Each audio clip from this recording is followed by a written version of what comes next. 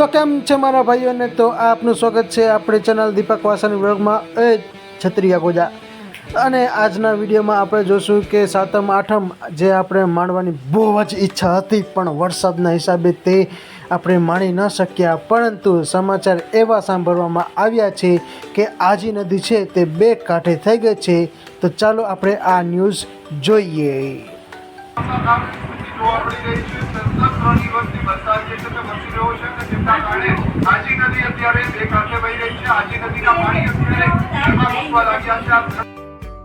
આજી નદી બે કાંઠે વહી ગઈ હોય અને હું છત્રી લઈને તે જોવા ન જાઉં તેવું તો બને નહીં, કારણ કે છેલ્લા 2 દિવસથી હું ઘરમાં જ સૂતો છું અને બહાર જવાનો મોકો નથી મળ્યો. તો આજે જે અમારે નદી છે તે બે કાંઠે વહી ગઈ છે, તો તે જોવા માટે હું જાઉં છું અમારી નદીએ.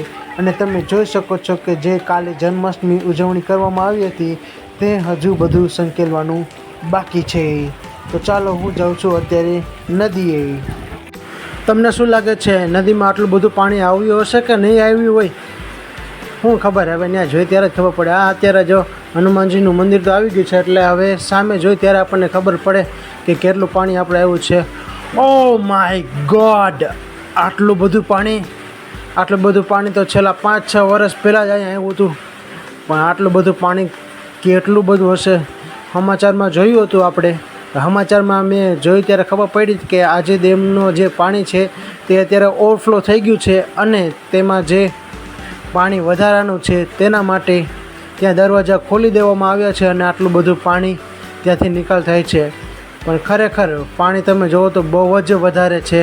અને હું અત્યારે ટ્રાય કરું છું કે સામેની બાજુ જવાની પાણીની, તો ત્યાં આપણે નજારો કેવો દેખાય છે.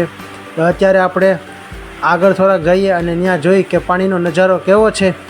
હાલો, હું થોડીક જગ્યા કરીને આગળ જોઉં છું. ઓય, થોડોક સાઈડ માટે ચડી અલે, આમ સાઈડ માટે ભાગ હાલે. તો અત્યારે તમે અહીંથી નજારો જુઓ કેવો બધો દેખાય છે, સરસ જ. આ બધી જે વેલ હોય પાણીની અંદર જેનાથી મચ્છર થાય છે તે પણ અત્યારે બધા એમાં નીકળી જાય છે, કારણ કે પાણી આવે એટલે એમાં બધી વાળી હોઈ જાય. અને તમે સામે જુઓ પુલમાં પણ અત્યારે પાણીમાં અડી જાય છે. અને આ મારું છે હનુમાનજી દાદાનું મંદિર, જ્યાં અમે બધા પ્રસાદી લેવા જાય છીએ.